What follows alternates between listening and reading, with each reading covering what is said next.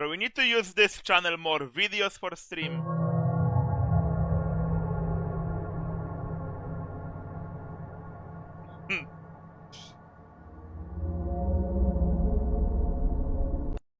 He doesn't bite.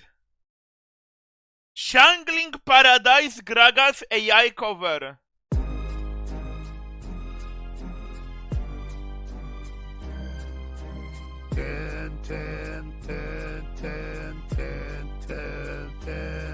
As I walk through abyss with Illaoi in my team, I take a look at my bank and realize there's nothing left. Cause I've been swapping and wishing so long that even my heart thinks my account is trash. All I inherit, I Shangling, she probably deserve it. She was given for free, me using handles unheard of. If someone said to watch my mouth, stop talking. Or you and you, me, I might never live for 6. I really hate a beast, man. I'm not I need some Diogan, help. stop. As I sharp Shangling, I see that I'm becoming strong. The loner conscious. Why? When everything dies, on my knees in the night, saying praise to the soul of God. Being fishing all my life for the catch of Shangling that never dies. Been fishing all my life for the catch of Shangling that never dies. Been fishing all my life. Not bad. No, man. Oh my god. Yes. No. Oh my god, I missed. Oh my god. Oh my Thank god. you. Oh my god. You, please. Please. Colon Okay. 20 minutes! He's in business, guys. Jot. Reminiscence. How do I get there? My cock hurts. Professor. Howie. Oh my god. Oh my god, I can't play Genshin Impact. Oh my god, I got it! Oh my god, I'm glooming! Glooming? No, oh my god. No, bro, why? No, Why? Oh my god. Oh my god. Oh my god. Joey, please. Okay. He's in business, guys. Jot. Reminiscence. How do I get there? My cock hurts. Professor. Howie. Oh my god. What Oh do my I god, play I here? can't play Genshin Impact. Oh my god, I got it! Oh my god, I'm glooming! Glooming. To Zeus! Scream if you love Clash Royale. Good for your challenge. I've never played Clash Royale.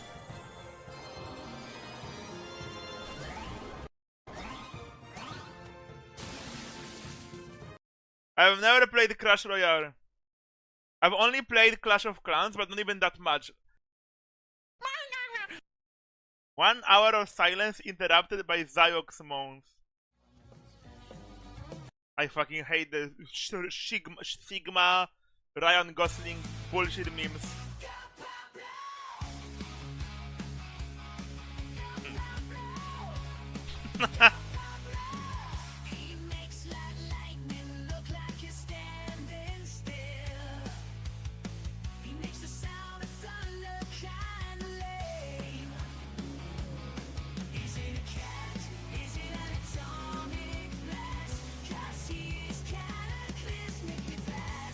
Go Pablo. Finally a good video.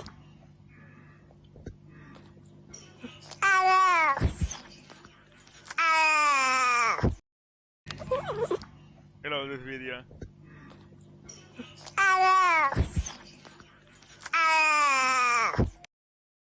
Oh, the worst designed champions. Oh no, I see Zeri. Hey guys, welcome back. 3 years ago I made a video talking about some of the worst design champions in League of Legends, at least in my opinion, and I had a lot of fun making it, which is why I'm going to be doing an updated video, only this time I'll be discussing 5 new champions. Even though a lot can happen in 3 years, my thoughts on the ones chosen for that episode haven't really changed all that much. Yuumi got reworked, but she's still an intrinsically flawed champion. Tryndamere to this day is well overdue for a rework. Vladimir has a very lazy design and should not be allowed to AFK farm for 20 minutes while being a lane bully. I agree, Vladimir design is cringe. Mastery is in a similar situation as Tryndamere, and Singed is just annoying. Obviously, there are many more champions in this game that draw. Singed is also bad design, promotes uninteraction. People are like, oh my god, Giga Chad Singed proxying, like, Yeah, for the singed player it's fun. For his teammates and the enemy it's the not. ire of players, which is why I felt like it was appropriate to make a follow-up episode. Because it's been a while, I think I should re-clarify that worst designed for me isn't always synonymous with overloaded. In recent years, players have a tendency to associate here's anyone the with a Yone, Tony bro. Gear skit as a badly designed one.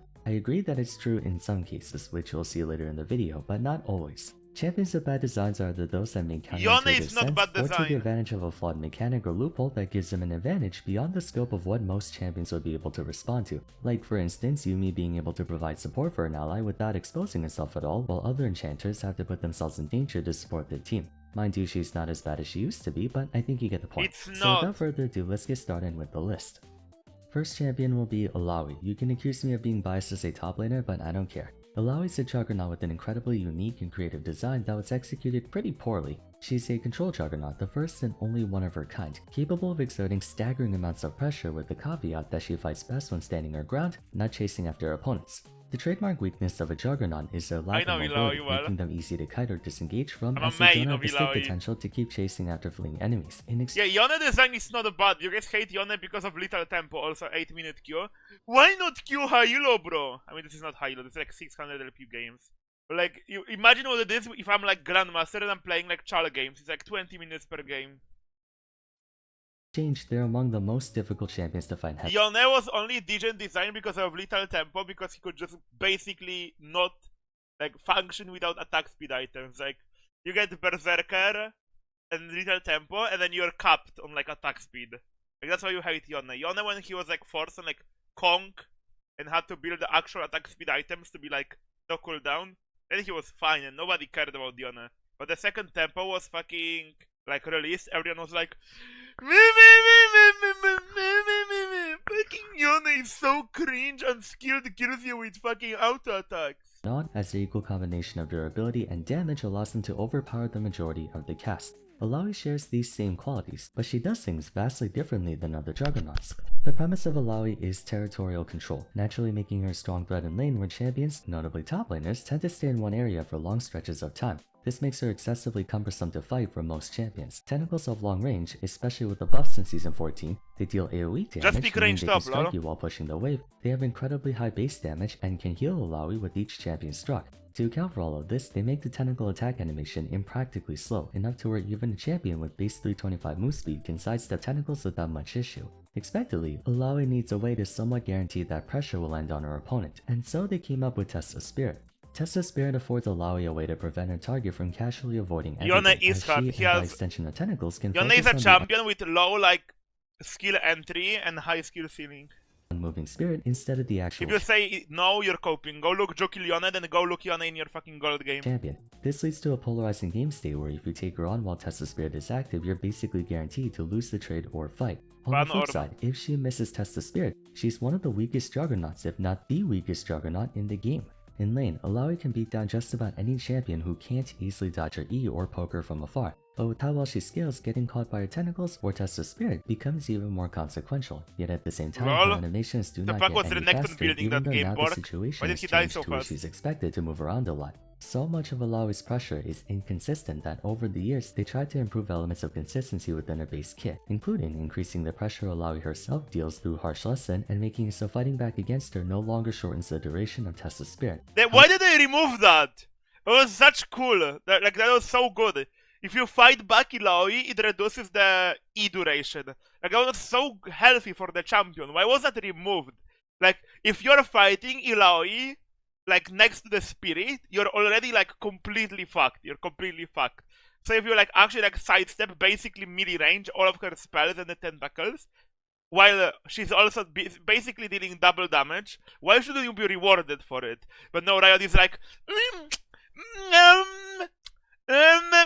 let's just remove the fun counterplay and give her more damage, I think. Oh yeah, that's fun. I mean, remove the counterplay, but remove some of her damage. However, there's still the overarching issue of her pressure not being guaranteed, which goes against the notion of juggernauts being some of the most consistent threats in the game, and so they bump up her ceiling to make her easily the scariest in her class if and when things do go her way.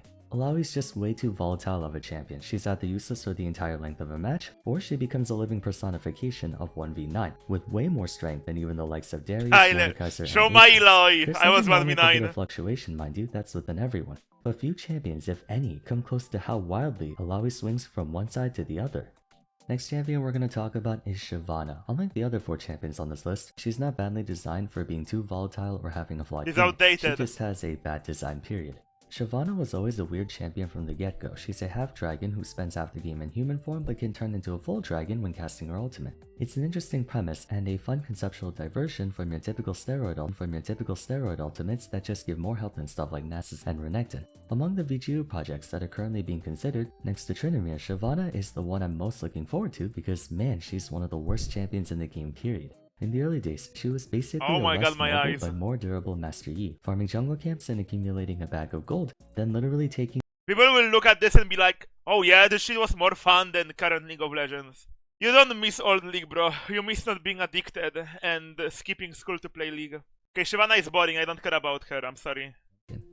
Next champion's gonna be Pyke. I already summarized how I feel about the guy and is everything wrong with that Pyke episode, is so bad for those of you design. who already watched that, I'm essentially echoing the How same so? things here. Pyke was an experimental attempt at creating a support who can take a more front seat and aggressive role in the bot lane. They certainly passed on the aggressive department, that's for sure. To his credit, from an experiential standpoint, Pyke is a fantastic design. He excels at divide and conquering, taking out opponents one by one before disappearing as quickly as he came in. The annoying slipperiness offered by Ghostwater Dive and Phantom Undertow both being usable to engage or retreat, along with his unique regen mechanic that helps him survive 2v2 lanes, do a spectacular job capturing the essential experience he's trying to portray. Why I consider him one of the worst design champions in the game is that his very identity contradicts what a support is. Pyke is an assassin. Assassins couldn't be the furthest away from being a support, so the fact that there is an assassin whose main role is a support is a red flag in and of itself. For the record, I'm not against pushing the boundaries of gameplay constraints, but I will say that there are lines in the sand that are not meant to be crossed purely for the sake of stability. No, the support is just supposed to be fucking enchanters and tank supports that deal 0 damage and just CC you. They are not allowed to be like fun. Of stability, and this is one of them. The assassin class Yeah, only by cute nature enchanters is very like gold Lulu, hungry, Janna, necessitating high fucking... amounts of farm. What else is there? They tried to Nami. work around the absence of gold by allowing him to kill steal while still granting full credit, along with giving him scaling in the form of lethality, so that he can still keep up reasonably even though he'll likely be down in levels compared to a mid laner or jungler. Yeah, tanks This on creates a support, problem where he please. can generate He loves ludicrous amounts tanks. of gold depending on how many Vars kills he plays can get, Dr. despite Mundo, being in the in role case you're known for the curious. least amount of resource He's a abundance. master tier There's a Mundo reason player. You don't just see someone like Vi going support, even if theoretically she has great engage and lockdown. And you for guess a team, why he hates because Yone. Vi needs gold and experience. When played efficiently and if circumstances permit, Pyke's gold generation through his ultimate can result in his team consisting of 5 Yeah, and carries Renekton. instead of 4 carries and a support. There's always a meme or joke about Leona one-shotting the enemy ADC on her own, but Pyke can do that so much more easily. He's practically a solo carry, which is the reason there was the whole issue with Pyke mid. You can't design a self-sufficient What class the in a fuck? world that was not meant to be self-sufficient. The amount of nerfs he sustained that specifically targeted his ability to solo lane is proof of how fundamentally counterintuitive Pyke is in this game. At least for carry supports like Zyra, Senna, and Vel'Koz, they trade safety for higher kill pressure. Pyke does trade safety in the sense that he can't shield or heal his teammate, but he is one of the hardest supports to take down with how slippery he is. Historically, Pyke has always been seen as an underwhelming support. His engage is nowhere near as impactful as a Nautilus or Alistar, he's not as tanky as a Leona or Braum. His kill pressure, while high, falls short of Zyra and Brand, and his roaming potential isn't quite up to par with the likes of Bard. That's the point though. If Pyke excelled at something, he would be the most overpowered support in the game because he can actually carry. He's one of those supports whose win rate improves drastically the higher up you go. He has to consistently remain underpowered to be quote-unquote fair, and even then, he's one of the most obnoxious supports to deal with. Champion number 4 will be Zeri. another No! champion with a I compelling disagree. gameplay Zeri is premise. great design. Just because Zeri was pro jail doesn't mean she's bad design. Just like she fit everything that a support in pro has to do. I mean ADC. Like high AoE, safe, and good scaling. And functions very well with team play. That doesn't mean she's bad design. Like an AD carry that has to aim her auto attacks is like best design ever in League of Legends. Because it's not as boring as like fucking right clicking on Jinx. Oh wow, I'm gonna fucking right click this fucker. Die now. You actually have to like aim and shit. Right now, she's in a decent spot. I'm being charitable when I say that. She was designed to be a battle marksman, a caster battle marksman to be exact. Battle Marksmen are among the most skill-expressive ADCs in the game for how dangerously close they have to be to their opponent to deal damage. If they're allowed to do so, their DPS is extraordinary, let alone the other things they can do. While Vayne's all about her max out true damage and Kallista's all about stacking spears for backloaded burst, Zeri's all about ramping pressure. Her basic attack and Q essentially trade places, which may have you think she plays like Ezreal, but far from it. The core trouble with Zeri, in my opinion, is twofold. First, they tried to make a caster ADC with the same DPS as a battle marksman, and second, they tried to make a safe battle marksman, which goes against the high-risk, high-reward nature of the class. Let's talk about the first one. Ezreal's a caster marksman, well known for a strong mid-game and great poke damage, but he tends to fall behind late-game when compared to the walking machine guns that are Jinx, Kai'Sa, Vayne, Xayah, and stuff, due to not having the same auto-attack pressure and his Q being unable to crit. Zeri has DPS rivaling or even exceeding the super-duper late-game champs, as her burst fire can critically strike, attack at give or take the same rate of fire as you would expect a marksman to attack, and when combined with lightning crash and spark surge, it deals heavy AoE damage. For all intents and purposes, she's less of a caster marksman and more of an auto attacker. Yeah, what the who fuck is he presses her saying, Q bro? instead of Caster attack movement marksman. to deal damage. At one point, burst fire could Just shoots activate people with her Spellblade, but then gun. they realized how broken that was and took it out, so she was even more problematic back in the day. As for the second problem, Zeri's one of the most mobile champions in the game when you start building stacks of hypercharged. Not just that, but she can also dash over the That's a kappa! No, that's a kappa, bro! One of the most mobile champions in the game when she starts building overcharge stacks. Zeri ult stacks last for like 1 second. You miss one auto attack or enemy works out of range, every stack gets lost. And like, wow, every stack of her ult gives you like 2 movement speed. And then you have fucking Twisted Fate with Footwork Ghost, Shurelia, and Swifty Boots running around faster than fucking release Zeri, bro. Like, don't make me smile, don't make me smile. Zeri is not a fucking hyper-mobile marksman anymore. entire length of a wall to escape to safety if in the event she gets engaged on. Champs like Vayne The video is 1 day old. It's 1 day old. Released yesterday. quickly when they get going, but their combo mobility is exclusively meant for kiting or chasing, not for escape and engage. Plus, her combo mobility can far exceed everyone else's, provided after a while. Zeri had to go through a lot of Then stop bullshitting! balance changes during her first year of tenure, with a lot of stuff having to be nerfed or outright deleted from her kit, like the aforementioned Spellblade property, because they forgot that all of those restrictions on Ezreal's Q are there for a reason. Zeri is not just a caster AD carry, she's a caster AD hyper carry, packed with all the 200 years features we've come to expect from a modern day champion. I still remember when Burst Fire had a max distance of 825, making her the farthest reaching ADC in the game at base, more than Give that Caitlyn, back. Rocket Jinx, and max level Tristana. Then there was AP Zeri for a time, making her flexible in both magic and physical damage. Then there was Tank Bruiser Zeri, who took advantage of Q consisting of 7 smaller shots, letting her full stack Black Cleaver on the entire enemy team in one cast, when paired along with Titanic Hydra. Like I said in previous videos, this kid went through more balance updates in 1 year than some champions have in 10. By this point, Riot has a bad habit of being too flippant about design constraints. Your superpower can't be that you have every superpower, that's not how it works, and yet that doesn't stop them from trying to make champs like Pyke, Zeri, and stuff who break the rules, and then expect people to just smile and play along. The moment you have to remove something from a champion's kit completely, that's when you know there's something fundamentally wrong with them. Last but not least, K'Sante. Now, I could do the same as the previous 4 champions and write a long, thoughtful discussion over why I think K'Sante is terribly designed, but why waste my breath when Showmaker describes him so much more eloquently? That guy really has a way with words, doesn't he? 이게 아웃소리지 이게. Nah, this is Reddit's favorite clip, this fucking Showmaker clip. 이게 아웃소리야 이게.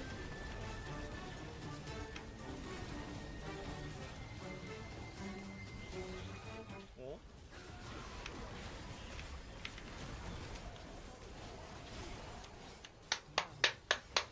이게 그 상태다. 체력 4700, 방어력 329, 마저 201인 챔피언이 저지불가 실드 벽 넘기는 거 있고요. 에어본 있고 심지어 쿨타임은 1초밖에 안 되고 마나는 15 들고 W는 심지어 변신하면 쿨 초기화에다가 패시브는 고정 피해가 들어가며 그 다음에 방마저로 올리면 올릴수록 스킬 가속이 생기고 Q에 스킬 가속이 생기고 스킬 속도가 빨라지고 그 다음에 공격력 개수가 있어가지고 W가 Alrighty, that wraps up my video for today. Lately, I found myself becoming more tolerant of 200 years champs than I used to be, but I think I've just become blasé about it. We've seen so many of them at this point, we might as well just accept that that's how League is gonna be. Anyways, what are your thoughts on the picks I chose for this video? Do you agree or disagree with them? I encourage you to share in the comments. I would like the video because it's good, but you pissed me off by saying Zeri is a fast champion, so I will not. Sorry. If you say that, you obviously don't know how Zeri functions at this point.